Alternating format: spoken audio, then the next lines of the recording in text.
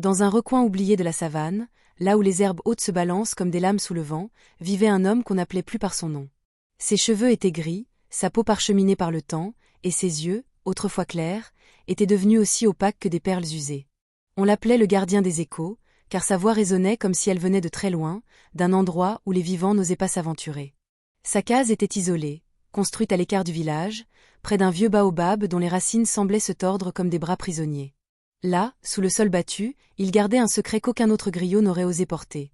Un tambour interdit, enveloppé de tissu rouge, taché de brun par le sang séché d'anciens sacrifices. Ce tambour avait une histoire.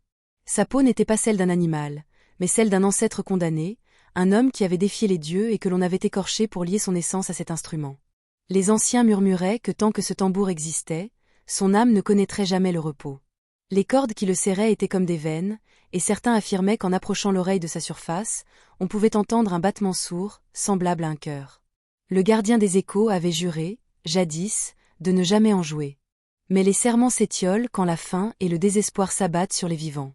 La famine s'installa comme une ombre dans le village. Le ciel resta sec, les nuages se détournèrent, et les champs moururent sous le soleil impitoyable. Les enfants ne riaient plus, les vieillards ne chantaient plus. Les rivières se réduisirent à de minces filets de boue. Chaque soir, on entendait des pleurs au lieu de chants. Alors, une nuit où la lune se teinta de rouge, le gardien des échos descendit dans sa case, retira les tissus rouges, et posa ses mains tremblantes sur la peau glacée du tambour. Le contact était insupportable, il lui sembla que des doigts invisibles s'agrippaient à ses poignets. Mais il frappa. Un premier coup. Boum. La terre vibra légèrement. Un deuxième. Boum.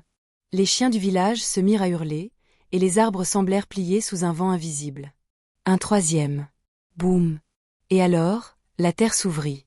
Des silhouettes surgirent du sol, leurs corps décharnés, leurs yeux vides, leurs mâchoires craquant comme des os brisés. Les morts se levèrent et, au rythme du tambour, ils commencèrent à danser. Pas de joie. Pas de fête. Mais une danse mécanique, sinistre, leurs pas résonnant comme des coups de tonnerre. Les villageois, terrifiés, s'attroupèrent. Le griot, les yeux humides, comprit que le tambour fonctionnait.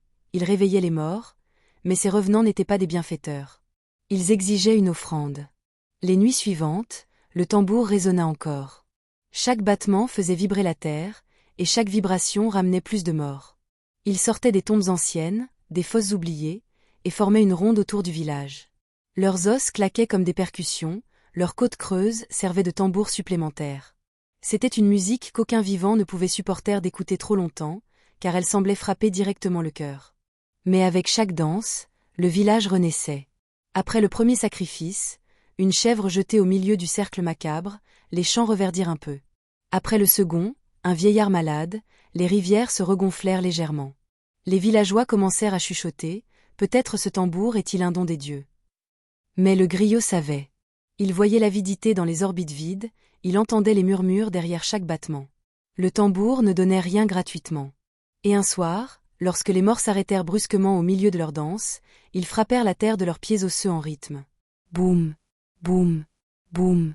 Le tambour vibra, et les esprits parlèrent d'une seule voix, « Donne un enfant ». Le gardien des échos tomba à genoux. Ses mains tremblaient. Ses yeux se remplirent de larmes. Il supplia les morts, il supplia le tambour. Il offrit sa propre vie. Il offrit son sang, sa chair, tout ce qu'il possédait. Mais le tambour resta inflexible. Cette nuit-là, il n'osa pas jouer. Il resta assis, le dos contre la paroi de sa case, écoutant le tambour vibrer tout seul. Chaque battement résonnait dans son propre cœur, comme si l'instrument s'accordait à son rythme vital. Boum, boum, boum. Le griot cria, se frappa la poitrine, mais rien n'y fit. Le tambour battait, et son cœur battait avec lui. Puis, brusquement, la douleur éclata. Le griot sentit son souffle s'arracher de sa poitrine, son sang couler à l'intérieur de ses veines comme du feu liquide. Ses yeux se renversèrent, ses mains se crispèrent. Et dans un dernier hurlement, il s'effondra sur le tambour.